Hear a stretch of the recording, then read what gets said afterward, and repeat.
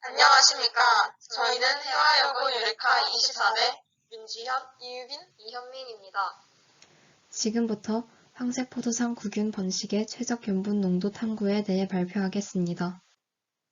발표 순서는 탐구 동기 및 목적, 이론적 배경과 실험 준비물 소개, 실험 과정과 실험 결과 및 실험 과정의 오류, 실험 결론 순으로 진행할 예정입니다. 먼저 탐구 동기를 소개해 드리겠습니다. 아토피 환자의 90% 이상에서 관찰되며 아토피 피부염의 급성 증상 악화 및 만성화의 중요한 원인으로 황색포도상 구균이 지목되곤 합니다. 이 균은 장구균이나 대장균보다 염분에 강하고 동아사이언스 잡지에 따르면 염분이 높을수록 잘 번식하는 특징이 있다고 합니다. 하지만 현재까지 저희가 조사한 결과 염분의 농도와 황색포도상 구균의 관계를 다룬 논문 자료가 부족하고 과학 잡지에서도 염분의 구체적 수치가 아닌 염분이 높다 혹은 낮다 등 추상적 표현이 많았습니다.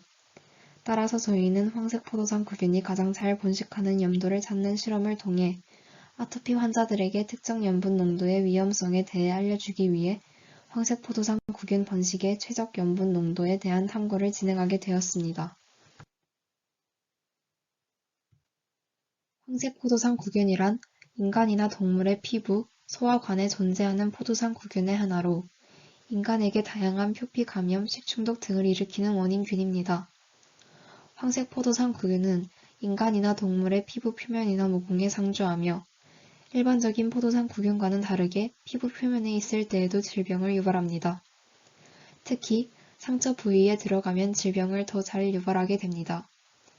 황색포도상 구균으로 인한 피부 감염에는 모낭염, 농양, 연조직염, 독성 표피 괴사용해 등이 있으며 이는 대부분 가려움과 통증을 동반합니다.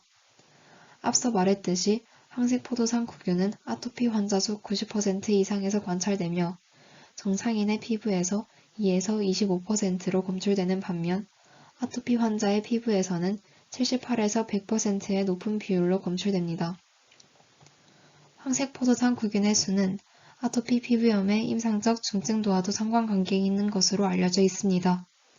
또한 황색포도상 구균은 아토피 환자의 피부 장벽 단백질을 파괴하여 피부에 염증뿐만 아니라 독소를 분비하는데 이 독소가 초항원으로 작용해 면역 반응을 유발하여 아토피 피부염을 악화시키는 것으로 알려져 있습니다.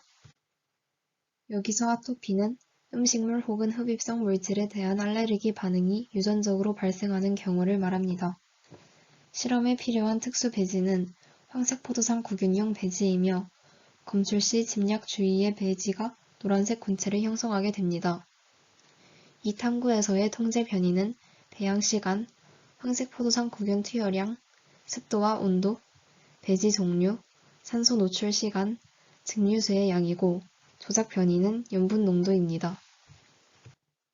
실험에 필요한 준비물에는 황색포도상 구균, 배양 배지, 식염수, NaCl, 마이크로파이펫, 파이펫 팁, 튜브렉, 도말봉, 100ml 유리 실린더 및 비커, 항온기가 있습니다. 다음으로 실험 과정을 말씀드리겠습니다. 우선 개수하고자 하는 샘플을 준비합니다. 이후 테스트 튜브에 1부터 4까지 네이밍을 한 후 식염수 0.95ml를 각각 넣습니다. 세균액 100마이크로리터를 식염수 900마이크로리터가 들어있는 테스트 튜브에 넣고 뚜껑을 닫고 섞어줍니다. 1번 튜브부터 0.1ml를 꺼내 다음 번호 튜브에 넣고 섞어줍니다. 3번 튜브까지 이 과정을 진행했으면 4번 튜브에서 0.1ml를 취하여 평판 배지에 떨어뜨려 줍니다. 그 다음 스프레더를 이용해 배지에 꼼꼼하게 도말한 후 5%, 10%, 15%, 20%, 25%의 100마이크로리터 소금물을 제조합니다. 이때 세균과 소금물은 1:1 비율을 유지해야 합니다. 마지막으로 대조군을 제외한 배지에 농도를 달리한 염화나트륨을 각각 떨어뜨리고 37도 인큐베이터에 배양시킨 후 24시간 후에 확인합니다.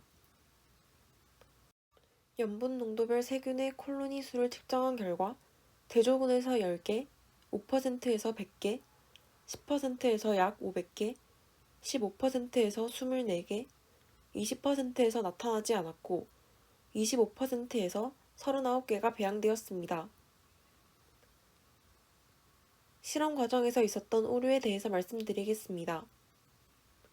실험하던 중 마이크로피펫 사용의 실수로 5%와 20%의 소금물은 100마이크로리터가 아닌 500마이크로리터를 투여했고 25%의 소금물에는 균 100마이크로리터가 아닌 500마이크로리터를 투여하여 실험 결과에 오류가 생겼습니다.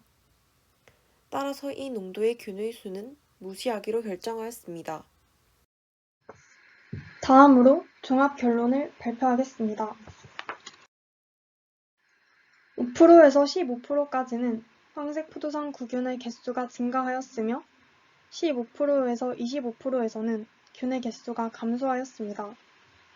염도가 높을수록 황색 포도상 구균이 잘 번식하다가 염도가 10%일 때 가장 많이 균이 번식한 것으로 나타났습니다. 15% 이상으로 갈수록 균이 점점 감소하는 형태를 보였는데 20%에서는 아무런 균도 생기지 않았습니다.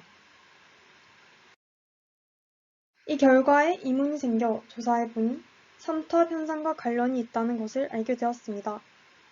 염분의 농도가 높아지면 삼투압 현상이 일어납니다. 소금물과 함께 세균이 증식하는 과정에서 내부의 높은 삼투압 때문에 세포의 생명활동을 담당하는 원형질이 밖으로 빠져나와 세균이 파괴됩니다. 삼투압에 의한 살균작용 때문에 15% 이상으로 갈수록 균이 살균되어 균의 수가 점점 감소하였다는 것을 유추할 수 있습니다. 다음으로 탐구 소감을 말씀드리겠습니다. 마이크로 피펫의 사용 오류와 같이 실험 과정에서 오류가 생기지 않도록 주의를 기울여야 하며 팀원들이 서로의 과정을 확인해 줄 필요를 느꼈습니다. 그래도 황색 포도상 구균의 증가와 감소 구간을 확인할 수 있어서 유의미한 결과를 얻었다고 생각했습니다. 탐구를 마치며 증가 구간을 더 세분화하여 5에서 15% 사이에 균이 가장 많이 증가하는 농도를 파악하고 균의 증감이 변하는 농도를 찾기 위해 추가 탐구를 계획하였습니다. 발표를 마치겠습니다. 감사합니다.